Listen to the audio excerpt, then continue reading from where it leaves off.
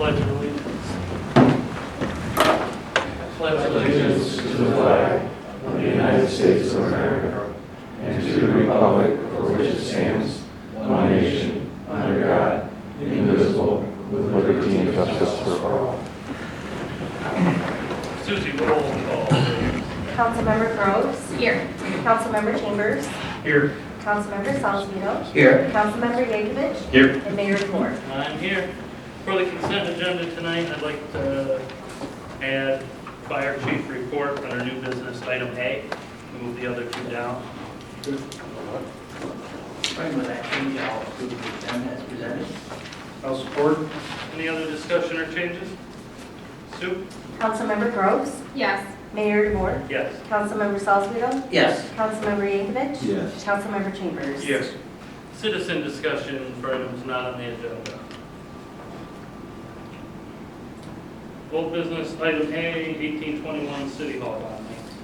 I'm going to turn over to Jessica. She has a resolution for you. Just real quick, at the last city council meeting, I had informed you that we believe there was going to be about a $217,000 savings over the next 10 years. Refinancing the note is going to be closer to $267,000.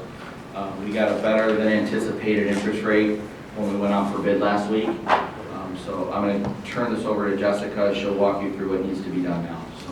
Sure, okay, so I believe you all have the cover memo in your packet, and that's pretty self-explanatory, and Mike touched on the important things. So you are refunding some bonds that your building authority took out back in 2012, and those are actually refunding bonds to refund earlier bonds. And of course, you do this to save money because the interest rates keep going down. And you got an incredible bid on this for 1.62%. So as Mike indicated, the estimated savings on this, actually the gross savings would be something like $289,000. So simply by refunding and achieving a lower interest rate. So the way that this works is this will be a placed bond. It already has a purchaser, and we just need some signatures tomorrow. But if you approve this tonight, we can go forward with that saving. So all of the parameters are set forth in the resolution.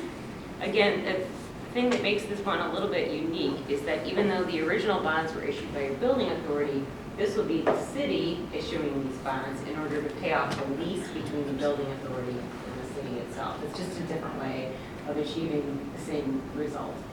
So, a little bit simpler.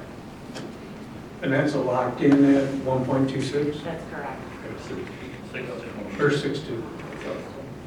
Lower than we thought. Correct. All right, then motion for resolution 1821. So moved. I'll support. Any other questions for Jessica or Mike? Sue? Mayor DeVore. Yes. Councilmember Salzweedl. Yes. Councilmember Yankovic. Yes. Councilmember Chambers. Yes. Councilmember Groves. Yes. New business. Item B, resolution for the line shack. In front of you is a resolution for the line shack. On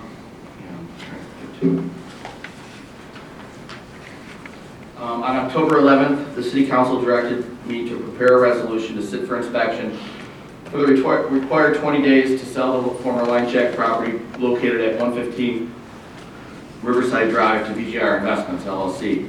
This is in accordance with the sale and disposal of municipal property in the city charter.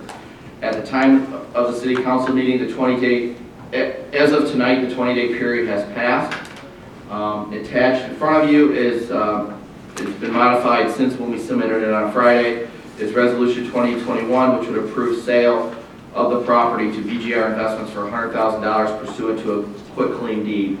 One additional thing added to the resolution is that the sale will not happen until the city and VGR Investments mutually agree to a separate development agreement.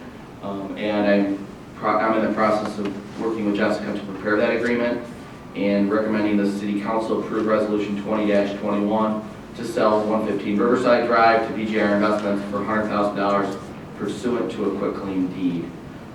Anything else, Mr. Jessica? No, that's a good outline of the issues. Again, this was just modified because I wanted to make it exceedingly clear that this is contingent upon the ability of the parties to negotiate that development agreement. is the key to this whole success, so. And if it can't be, If it can't be, then we don't transfer the property. Right. We're back to square one. All right, any questions for Jessica or Mike? Motion for resolution 2021. I make a motion, we approve 2021. And I'll support. All right, discussion. Sue? Councilmember Salzweedl, Yes. Councilmember Yankovic. Yes. Councilmember Chambers. yes. Councilmember Groves. Yes. And Mayor DeBoer. Yes. Northwest Pump Station, Dan. Good evening, Mayor and Council. The Northwest Pump Station on G Drive supplies water to Lowell Township.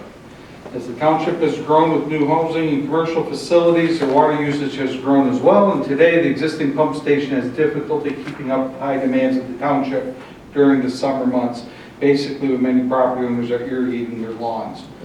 Pump station is in need of upgrading to pumps to the larger size. The need for this upgrade started to come into focus during the summer of 2020 as water plant was having difficulties pumping enough water through the station to the township to meet their maximum day water need.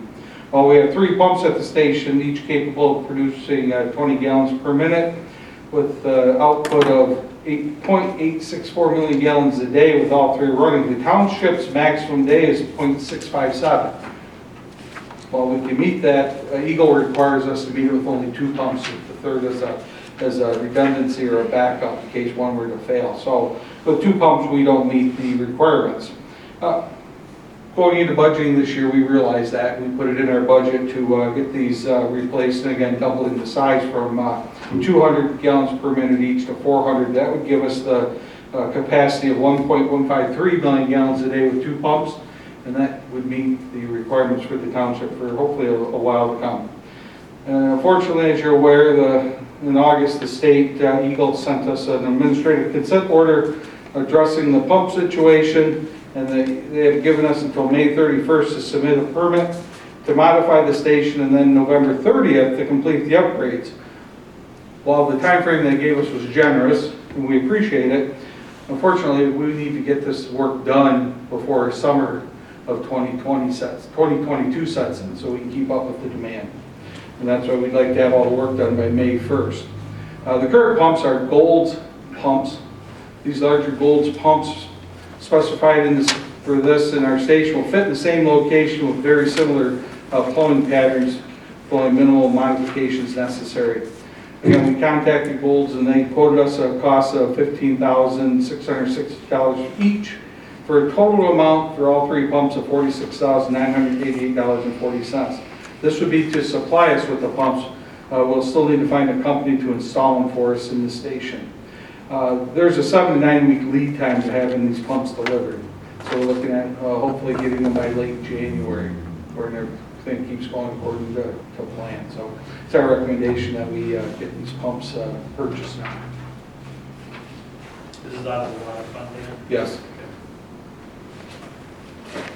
And when you say townships, is it both townships we supply water, or is it Lowell Township? Lowell Township. Have we passed and talked to them about incurring any of this cost? I mean, their supply and demand, is in their rates? Or? So the agreement states that we have an obligation to provide them the service. Now, according to Dick Wendt believes this is a non-integrated component and believes that we can charge them directly for this, since literally only 6 city customers are impacted by this. That being said, the township does have a different opinion on it because they do pay rates to the system, so that may be something that we may be forced to address down the road. But no matter what, we have to do this. So the state's requiring it, and our water service agreement requires as well. And I think I would rather fight other battles than this particular battle as we look at upcoming projects that are going to need to be done. Mm-hmm. Just asking. But yeah, we do plan on, I know Jessica and their township attorney kind of had some preliminary discussions about this. We were originally planning on meeting before the meeting tonight, and they never got back. That's all right, I understand. Correct. All right, any other questions for Dan or Mike? Motion to approve the professional pump quote. I'll make that motion. I'll support. Any other discussion? Sue? Councilmember Yankovic. Yes. Councilmember Chambers. Yes. Councilmember Groves. Yes. Mayor DeWart. Yes. Councilmember Salzweedl. Yes. The second part of this, pump station improvements, is the upgrading of the controls and operating system at the station.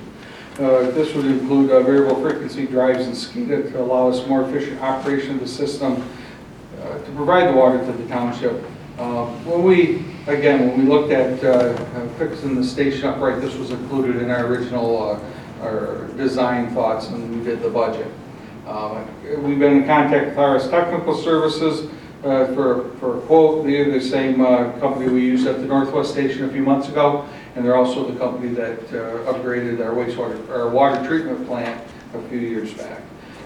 RS Technical has provided us with a quote for the necessary equipment and labor to upgrade the new control panels, upgrade the electrical wiring, installation of the necessary monitors and communication devices, upgrading the 3 pumps with variable frequency drives, and all the necessary labor for installation. And again, just as a reminder, the variable frequency drives, or VFDs, on the pumps will allow the pumps to ramp up and ramp down instead of just coming on and coming on. It's better for the system, better for the control for water going. You can control it while they'll be able to pump 400 gallons a minute. There might be times you don't need that much, so we can throttle it back down. Again, this will allow us to better meet the system and demands of the township. And then it's also in keeping with what we've done at the Northeast Station and at the wastewater, or at the water plant itself. Just as an FYI though, back in March when we put the budget together for this current fiscal year, we anticipated the improvements to cost about $175,000. Unfortunately, we've found that prices have gone up since that time, and the quotes we've received for the new pumps that you just approved and the controls for the SCADA and controls that hopefully you'll approve will bring the current cost $183,591, and we'll still need to hire somebody to install the pumps at the station. So it's going to go over what we had budgeted, unfortunately. Do you have any ballpark idea of installation price? Well, after seeing what Brian at the wastewater plant came up with last meeting with 3 prices that were worlds of art, I know. Yeah. I'm looking at, we're anticipating about 15. But don't pull. Right. All right, any other questions for Dan? All right, how about a motion for the RS technical quote? I'll make that motion. Support. Discussion? Sue? Councilmember Chambers. Yes. Councilmember Groves. Yes. Mayor DeWart. Yes. Councilmember Salzweedl. Yes. And Councilmember Yankovic. Yes. Thank you. Thanks, Dan. Mike, you're up, USDA RD signatures. As we move forward through in our application process with the United States Department of Agriculture Rural Development Program, there are a number of items which must be signed by the Chief Executive Officer of the city. These items must be signed upon electronically through the system used by USDA RD. If you recall, the city charter designates the mayor as Chief Executive Officer of the city, and I am the Chief Administrative Officer of the city. There are security protocols which must be met for the mayor to sign these documents. The mayor has tried to complete these protocols, and it's been a challenge doing so. In addition, I've already been approved for all of the security protocols. Furthermore, some of these items which will need to be signed upon may be time sensitive, and to expedite the process, the mayor and city council can approve for me to sign these documents. I've discussed this with the mayor, and he has no issue with allowing me to be the signatory for all matters pertaining to the USDA RD program for the Monroe, Washington project. The city council would need to approve action to provide me with signature responsibilities for this program regarding the project. I've been trying for about a year, Yeah. a little more, to Yeah. get validation. I don't know if they ran a background check or whatever, but I can't get a validation link that works, and I can't get a hold of anybody there. And Mike's already set up in the whole thing from a long time ago, and him and Jessica know more about this stuff than I do anyway, so I don't have any concern that they'd be signing anything that I wouldn't have also signed. And with that, Mike, I want to make sure that you are looking at what needs to be signed and approving that before Yes. Mike goes ahead and do it, so we do have that second Yeah. set of eyes. I and just there's don't some have- authorization. I just can't Yeah, we can- authorize it, but I can still Exactly, access yep. everything we need to go. We can we can. And most of it comes here anyway, so I agree. it'll just expedite it a little bit too if it's a 9 AM deal and I'm not. Right. Any other questions? So yeah, you'll need to take action, and then Yep. I will draft a letter for you to sign that gives me that authority. Okay. Motion to direct Mike to prepare a letter authorizing him to sign USDA RD loans. I'll make that motion. I'll support. All right, any other discussion? Sue? Councilmember Groves, Yes. Mayor DeVore, Yes. Councilmember Salzweedl, Yes. Councilmember Yankovic, Yes. Councilmember Chambers. Yes. Tell that guy don't email me. Okay. Chief, you're up. Thank you very much. Good evening. I just realized sitting here that this is the first time I've had a chance to actually address you guys in person and not by Zoom or another meeting somewhere else. Yeah, we look pretty good, don't we? Yeah, I wouldn't go that far. Just wanted to kind of come in and give you guys kind of a little overview of some of the things that have been going on at the fire department for about the last year. Call-wise, we are at 863 calls, which accounts for an increase of 209 calls from year over year so far. We ended last year at 816, and like I said, we're at 863 coming into November. Public education and our community involvement programs have skyrocketed this year. We've had multiple different schools come in and do tours and fire prevention week walkthroughs. We sent a lot of fire prevention information out to the school systems this year as well. And then we had our fire prevention open house and trunk or treat event, which was a huge success this past weekend as well. Somewhere around 2,500 trick or treat bags went out. Our carbon monoxide smoke detector installation program, we've just repartnered with MI Prevents, which is a state-driven program that provides us with the free detectors as long as we're installing them. We had a year set goal for 120 CO detectors and 180 smoke detectors to be installed, and so far this year we've already installed 90 CO detectors and 210 smoke detectors. A year ago we were sitting at a staff count of 19 on our paid on call side, and as of today we're at 30. Of that 30 that we have, 6 are in firefighter 1 and 2 class, 3 of them are in the EMT class. As of a year ago, about 30% of our staff were EMTs. As of today, we have about 61% of our staff that has upgraded their medical license to EMT. We have our truck in production for the county purchase this year.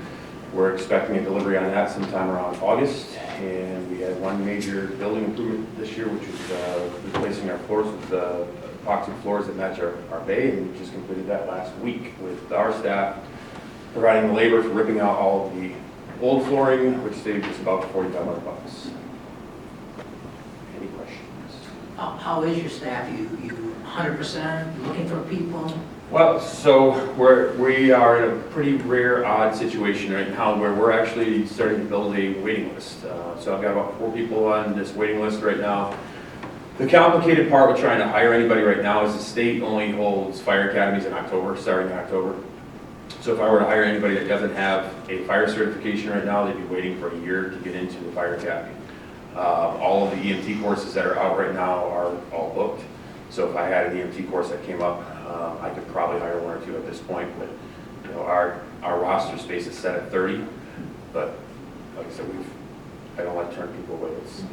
It feels odd to me to turn people away. With the increase in calls over the last years, it keeps going up and up and up. I'm assuming we're taking a hard look at the next 5 years to see what we're going to be needing. Yep. More equipment, maybe a bigger building. We were in there Saturday and it's Very small. Yeah, full. Yeah, we are pretty full right now with the new engine coming. So right now we have our fire prevention trailer in there. We've done a lot of updates to that for the first time in about 26 years. We've changed carpeting, flooring, painting, all done by our staff. The engine coming in is going to be a county engine. We are going to keep the existing county engine, so that we're going back to running 3 engines. Part of that is seated positions. You know, when you go from a staff of 19 to a staff of 30, I don't want people sitting back at the station when we've got calls. Plus multiple calls at the same time, we need multiple apparatus in different directions.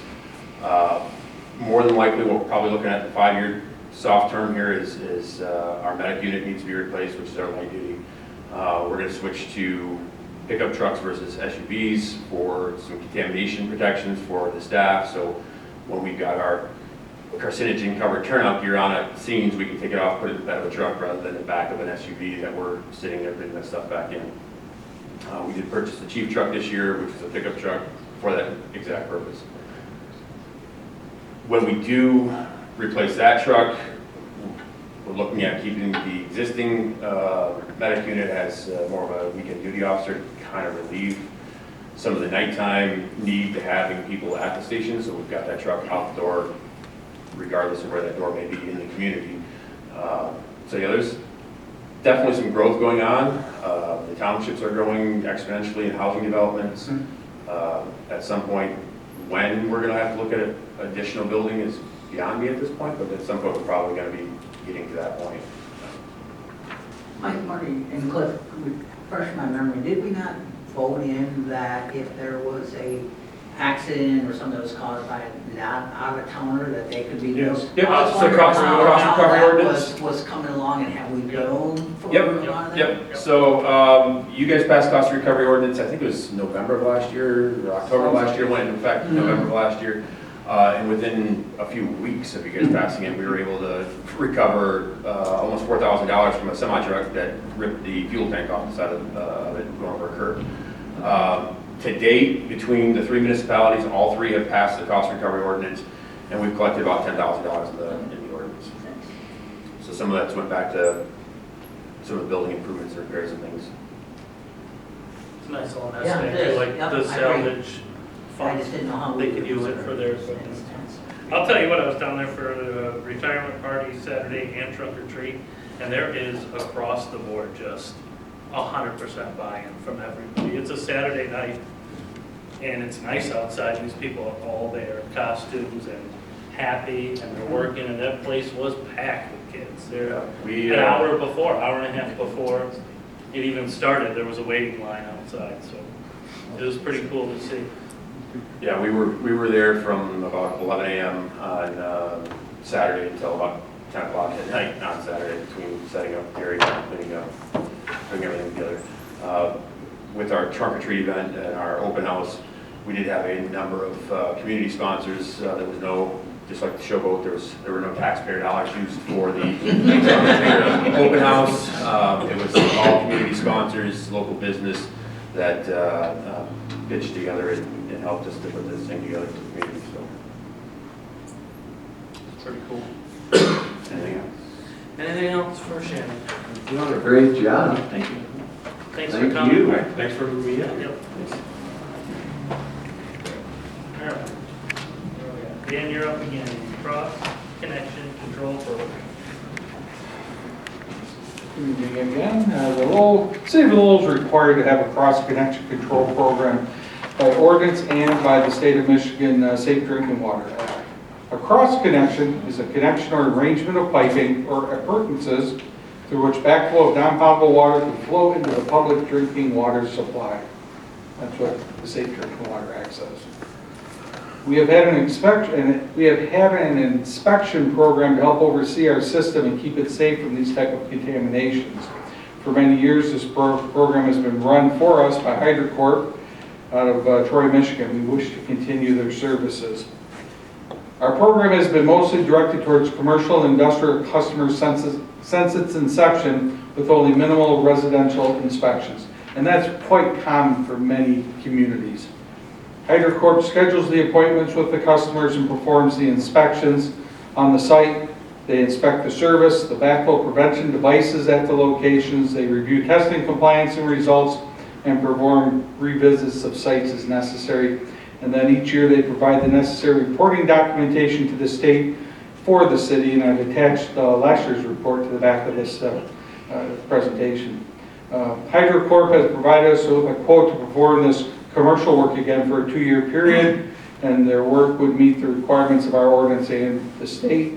And based on requirements of Eagle, they would perform a minimum of 88 initial inspections commercial inspections during the year. Again, according to the Safe Drinking Water Act, the cross-connection program is also to service residential customers of our system. Eagle has been pushing communities to start including more residential customers for cross-connection inspections. Again, not just here in our town, but across the state.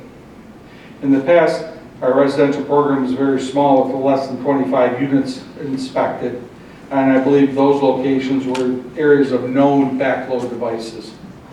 Now again, Eagle expanded the program to include a significant number of more residential customers. So we've received a quote from HydroCorp to perform these residential cross inspections for us as well. While most residential customers do not have backflow prevention devices, there are still many ways residential properties could be cross-connecting back into the water system. These include utility sinks, exterior faucets and hoses, hot water heating devices, and lawn irrigation, to name a few. The residential program will look for these potential problem areas and make sure the proper backflow prevention is being utilized and remove any potential unrealized cross connections and help educate customers to the importance of the program. More times than not in the residential end, people just don't realize that they have a cross connection. They don't realize that that hose that's sitting in the slop sink in their basement that's full of water could potentially contaminate the system. Or the garden hose sitting outside in a puddle and still hooked up to the spigot on the side of the house. And of course, the devices are needed for if they have irrigation systems hooked to our system. So because of the Eagle requirements, the residential cross-connection inspection program will see a minimum of 138 initial inspections this year. And then we are also working with HydroCorp to develop better communication information for our residents. I know the information they sent out last year threw up some red flags for people, wondering if it's a scam because it's got our name, their name on the papers. It needs to be a lot clearer. And again, I've seen in other communities have the exact same problem. So we're going to be working on that to make sure it's a lot clearer, a lot more user-friendly for the residents, so they understand why we need to do this. Again, HydroCorp has provided us with separate 2-year quotes, one for the commercial and one for the residential inspections. The commercial program yearly quote is $10,842, and the residential quote is for $10,833 for the total yearly amount of $21,675. The contract will be for 2 years, and this year we have $25,000 in our budget to do this work. Question, how are the commercial and residential customers chosen? Just randomly? How many do they? Well, for the commercial customers, they're required to do the paperwork on it, and there's certain ones they have to inspect every year depending on what they're doing at their facility, like the folks out there in Foreman Drive, they're probably inspected yearly. All those places where, some of these other ones like a restaurant or something, maybe it's once every 3 years. It depends on what they're doing, and again, they've been doing it all these years. They have that list. They know which ones are those, and if we have a new commercial establishment come into town or industrial one, they go to the top of the list till they get inspected, and then if they fall into that category, depending on how significant the potential is, then we determine if they're done yearly or every 3 years. They did in my store a few years. We don't serve food or anything, but I think my upstairs sink, I had to put something in. I just remember they came and visited, and then they said, "Oh, you need one of these," and then they made sure I installed it. Backflow preventer, just Yeah. yeah. Because they did me and my store, and they said I had to replace the guts on the toilet because it wasn't up to code. So $7.48 a year. And our system is safe for it. Thank you. But they said they were going to come back and inspect it, and they never did. Okay. And I called multiple times. We will talk to them about that. So, how many residential customers? 88. No, No, it would be 138 residential. 88, and these are minimum, and 88 commercial. And if you look at last year's report on the very back of the paperwork there, I believe they performed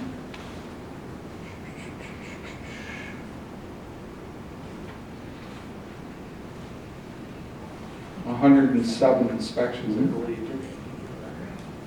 out of 319.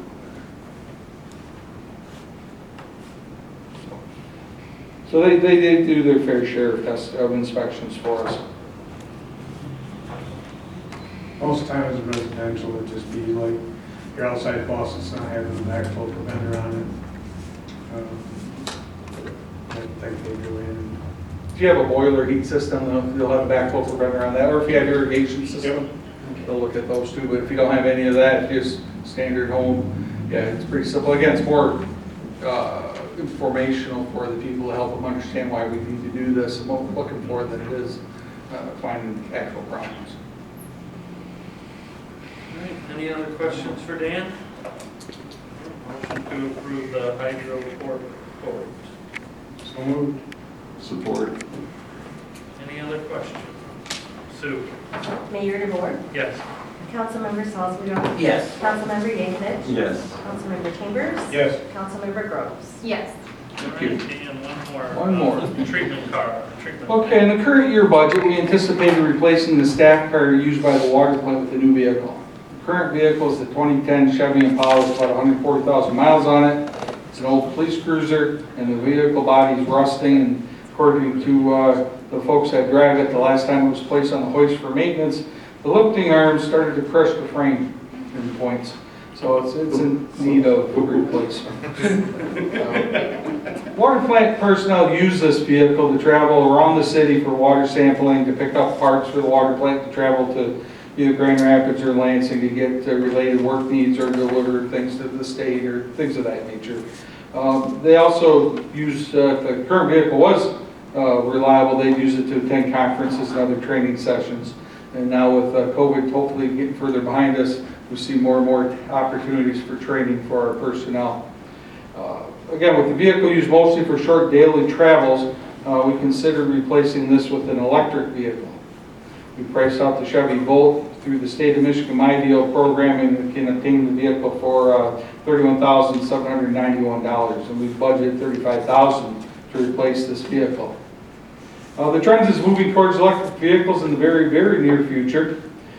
City of Lowell, by making a purchase of one, will help us to be more energy conscious and more environmentally clean, as these vehicles have zero emissions.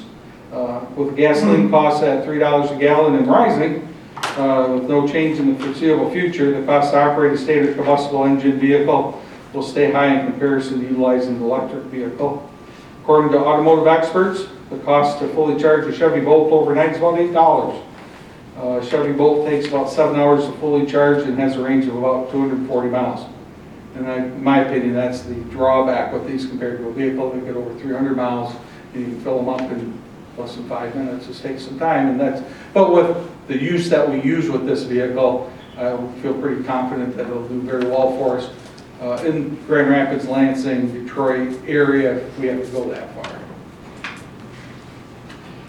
There are other maintenance benefits with an electric vehicle is no need for oil or air filters and continuous maintenance that goes with those. Again, there's no need for a muffler or catalytic converter either. Although your standard items such as brakes, wheels, heating and cooling fluids, and hoses, they're going to still be necessary. We budgeted $35,000 and this came in at $31,791. Dan, where do you plan on storing this vehicle? Do you have a charging capacity at that location? We have the power capacity there. A charger will have to get installed. That's part of purchasing one of these, and then we put it in the garage out back where it currently sits. I was told once that electric vehicles are coming. I don't remember where I heard it. The guy that wants to run. Yeah, same guy.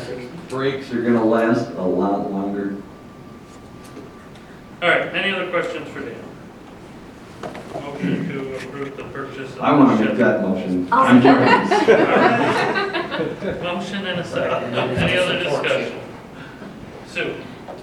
Councilmember Salzweedl, Yes. Councilmember Yankovic, It's the whole reason I came here tonight. Councilmember Chambers, Yes. Councilmember Groves, Yes. and Mayor DeVore. Yes. Thank you very much. Thanks, Dan. Board and commission reports before you leave, Cliff. The historical didn't have anything to do, so we didn't. we have a special meeting this Wednesday at Lowell Power. So hopefully that one will last about an hour, so that's what I'm hoping for. Then then I know that in the very near future, we'll have the LTCV fund coming on up here. Believe it or not, it's next month, it's right around the corner. But yeah, Parks and Rec did not meet last month, but we are meeting tomorrow. We'll be discussing some skate park renovations. Next week, Tuesday. Not tomorrow. Tomorrow I'm busy. right. I have planning commission on Monday. I don't have anything. Mike, city manager. Sure. Wish everyone luck tomorrow with election day. We'll see what happens. The John G. Ford Fund, we've completed all the paperwork necessary for that, and we've also received all 3 checks. In addition to the $12,000 that we'd already received, we received about another $105,000, totaling $117,000 for that fund.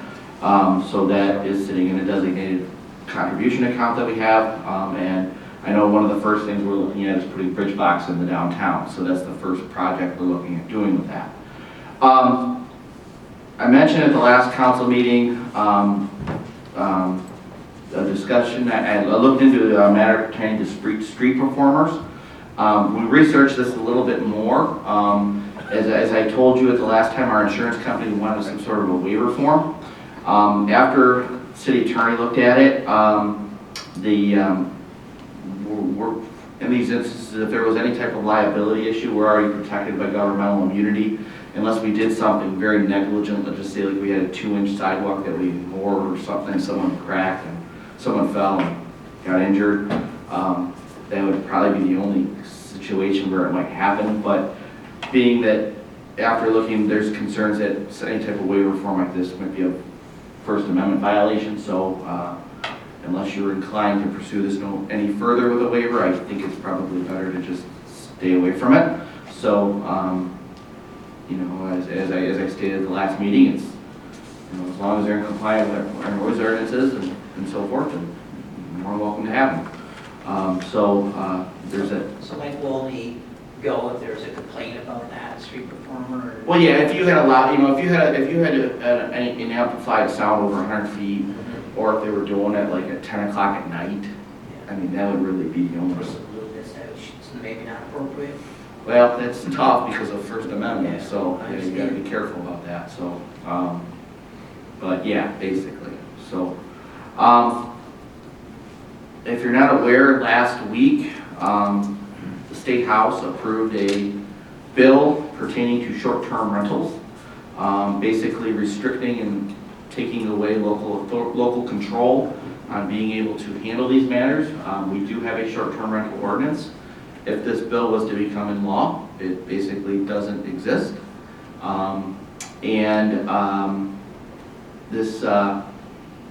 The short-term rentals aren't really as much of an issue in our city as, say, some of the lakeshore communities.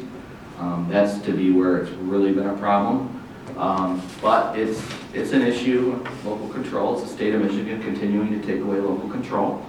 All the while espousing small government. Sorry to interrupt you. You're fine. I know the bill is going to the Senate. I think it's going this week. I know the league has been reaching out to the senators on this bill, and I know they even reached out to. I think they're thinking their best bet is probably with the governor's office, Yep. trying to get this stopped. So we'll wait and see where that goes. Wanted to tell you about, I don't know if you saw it on Wood TV last week, about right after 2 winters ago, before COVID, we reached Keith Galinsky, who owns Fullview Productions. Keith did our income tax video, and he reached out to me at the time and was doing a movie downtown, and basically just wanted to make sure that people knew that it was a gory movie and there was going to be some pretty graphic things, and they wanted to make sure that the police department was aware that this was actually a movie and it wasn't actually something that was really happening in our downtown. Well, his movie is going, I believe it was at a film festival not too long ago, and I believe it's going to be going out on Hulu and Netflix in the next week or two. It made, I guess it was nationally acclaimed, and the majority of that movie was filmed in Lowell. A lot of it was filmed in the downtown. I did see a little bit of a trailer of it, and they were doing some scenes downtown, so I was hoping he'd send me a copy of the movie, but I didn't see that. So, but I thought it was a real nice portrayal of Lowell. Well, it's good for Lowell. Maybe Light not. Power was showcased for about 45 seconds. Yeah, yes, it was. Yeah. So, but still puts Lowell on the map, so I thought it was good in that aspect. We're still working on our IT issues. I think very shortly, Charlie and I will be coming to you to address our phone issues that we believe is going to get away from having an in-house server for our phone system, and it's actually going to save us some money. And so Charlie and I are working on that still, hopefully bringing that to you very soon. Also, Ware Road, that still exists. They were out not too long ago doing some testing to the ground wells, and they're getting those results as we speak. So hopefully, either the next council meeting or the one thereafter, they're going to come back and give you an update as to what's going on. So that's all I have. All right, it's not on here before we go anywhere, but do you have anything for the budgets or the monthly reports? No, I usually do that the second. Okay. So. Appointments, there's nothing? Martha would like to stay on DDA, Okay. Anybody have a problem with that? and I'm Martha Davis? curious if this Mike Moore character wants to stay on fire department. You have to by statute. Yeah, that's true. Does Perry want to stay on when he's on? Let's see if we want, where is it? Second from the bottom. Perry, you want to stay on Lara? Yeah. Anybody have a problem with that? Yeah. No. Do you have any idea about your wife? Historic district? I do not speak for my wife.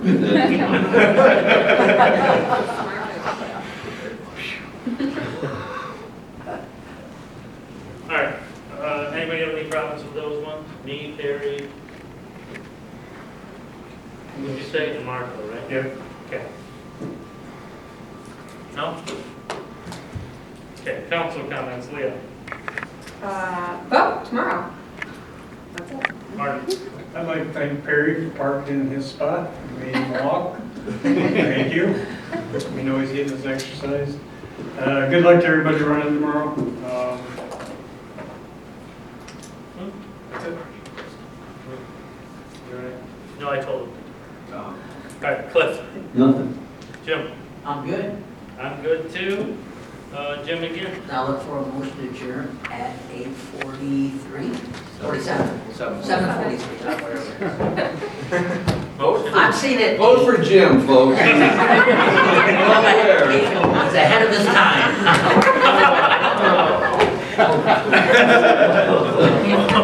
That's for saying something about my sweat motion in a second. All those in favor signify by saying aye. Aye. Opposed?